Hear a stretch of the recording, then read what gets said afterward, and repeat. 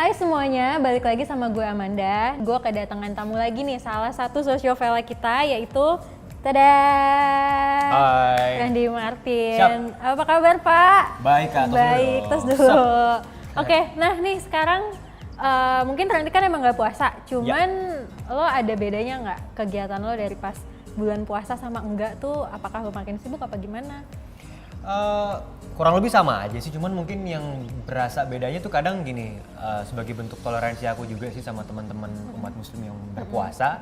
Jadi kalau lagi di lokasi syuting tuh kadang-kadang suka lucu gitu, aku suka ikut-ikutan Nggak makan, nggak minum. Iya, terus ikutan makan takjilnya juga gitu, karena kayak bakwan gitu-gitu, enak banget kayak sop buah gitu. Jadi itu sih, jadi ikut ngerasain juga dan itu emang enak banget sih. Kebersamaannya. Kebersamaannya, jadi walaupun nggak puasa tapi jadi ikutan ngerasain juga gitu. Ternyata memang nikmat banget gitu, sop buah dengan bakwan disambelin tuh emang nikmat banget sih. Benar banget, emang itu paling enak, buka puasa paling enak.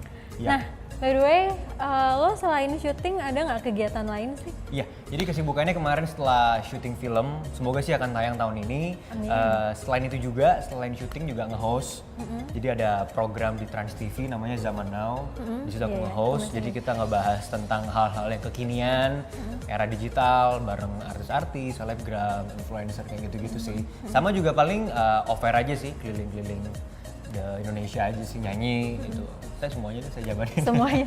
Nah, dengar-dengar kayak kamu tuh ada bisnis juga ya kalau Oh iya. Nah, itu gimana tuh? Ceritain dong. Ya, jadi aku ada bisnis namanya Martin Station, dia ice cream, tapi juga ada Thai tea-nya. Jadi memang berangkat dari ide apa ya? Jadi aku sih pengen bikin project ini karena apa ya? Aku pengen menuangkan hasil jerih payah aku sebelumnya sih, kayak udah bergelut di dunia entertainment dan aku pikir pengen menuangkan sesuatu menjadi sebuah karya. Dan memang sih awalnya sih pengen bikin project ini karena lebih pengen belajar sih.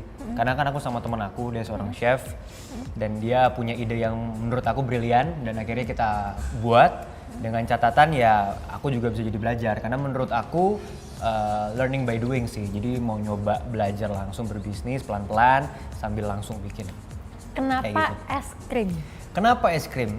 Kenapa ya? Mungkin karena pada saat itu banyak teman-temanku juga bikin kue, kan kue oleh-oleh dan lain-lain. Aku akhirnya mikir pengen nyoba bikin sesuatu yang beda gitu. Dan akhirnya ya udah mungkin ice cream ya jadi salah satu solusinya. Dan akhirnya kita buat ada ice cream dan juga ada Thai tea.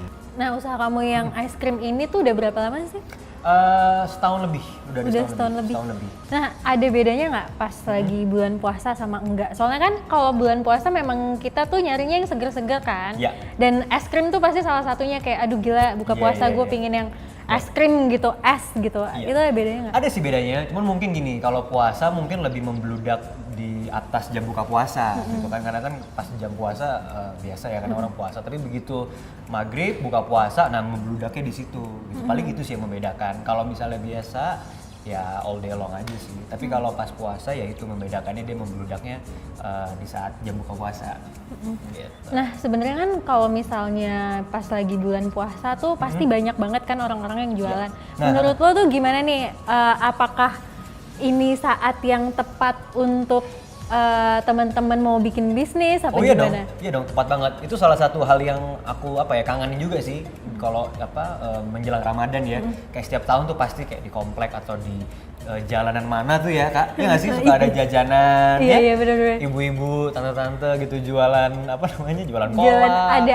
Ada aja gitu kan, lemper ya kan, atau anak-anak muda misalnya dia mau nyari dana untuk sekolah atau anak-anak OSIS mereka jualan gorengan gitu-gitu. Jadi ya benar bisa jadi ajang juga sih buat teman-teman di luar sana pengen nyari duit tambahan buat jajan dengan hal yang positif kayaknya bisa berjualan. Ini tuh aku jadi inget, jadi dulu tuh aku masih kecil sih, masih SD kayak kelas 3, kelas 2 apa kelas 3 gitu. Jadi kan dulu tuh bulan puasa sekolah libur, gue kan libur. Nah, aku kan tinggalnya di komplek perumahan gitu.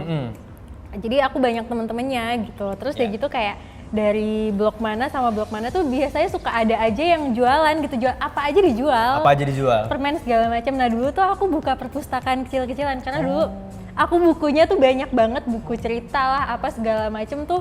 Jadi aku buka perpustakaan di garasi, orang boleh nyewa gitu loh, boleh keren dong. Cuman banyakan yang nggak balik sih, Bo ya.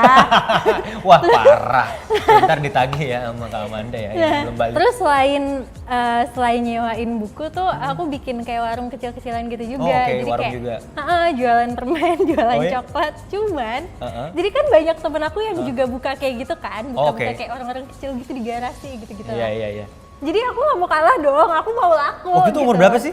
Umur kelas 2, kelas 3 SD. Wah, hebat kelas banget 3. ya. Pokoknya SD lah, belum kelas 6 gitu, sebenarnya masih nggak ngerti uang. Oke. Nah jadi, kan aku nggak mau kalah nih, istilahnya nggak mau Iya. kalah sama temen yang lain. Iya. Jadi aku beli permen ke warung, harganya 100, aku jualnya 50 perak. Waduh, saking pengen lakunya. Saking pingin lakunya, jadi belinya 100 Terus, tapi rupiah, dijualnya dijual 50. Sebenarnya rugi. Gak apa-apa Tapi merugi. senang aja gitu, Iya. senang kayak pas ada yang beli itu kayak iya beli di sini aja lebih murah kok. Ya Gitu. intinya pesan yang bisa diambil, kepuasan hati lebih penting ya.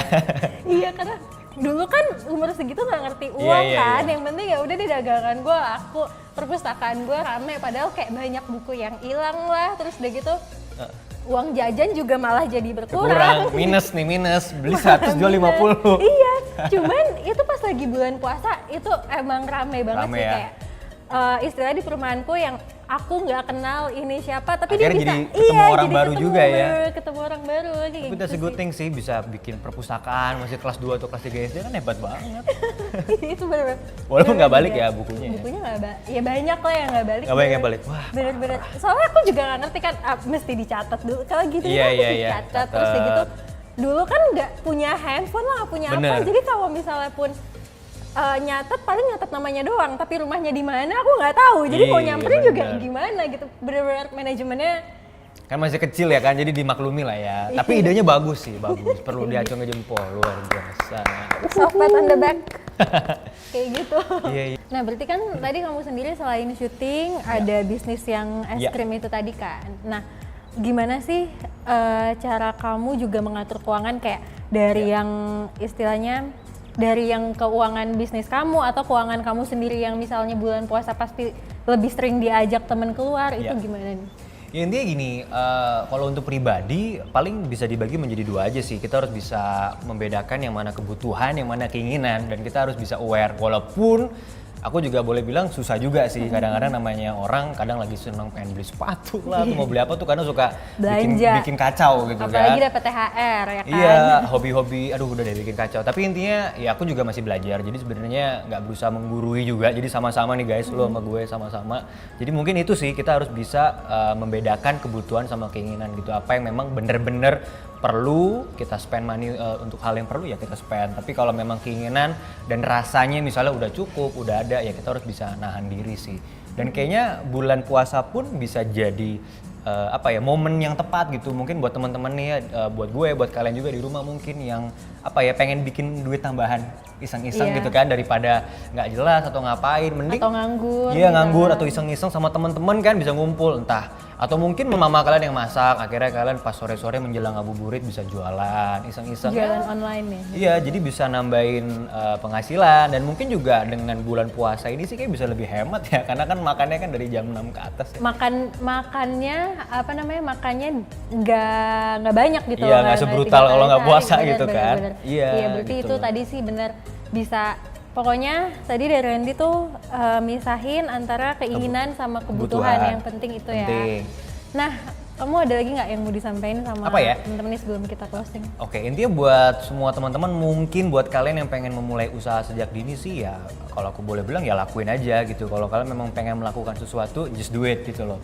Tapi memang kita juga perlu tahu bahwa semuanya itu nggak semulus yang kita harapkan, pasti ada up and down-nya gitu loh. Jadi do the best, tapi jangan lupa sembari berjalan dengan proses itu, jangan lupa kita juga belajar gitu loh, dengan kesalahan-kesalahan yang ada atau ada flow-flow apa, kita belajar dari situ, kita berangkat lagi dengan semangat. Dan jangan lupa berdoa juga, berdoa sama Tuhan Yang Maha Esa gitu, semoga apa yang kita kerjakan dengan usaha dan niat yang tulus bisa berjalan dengan baik. Amin. Pokoknya semangat buat puasanya guys.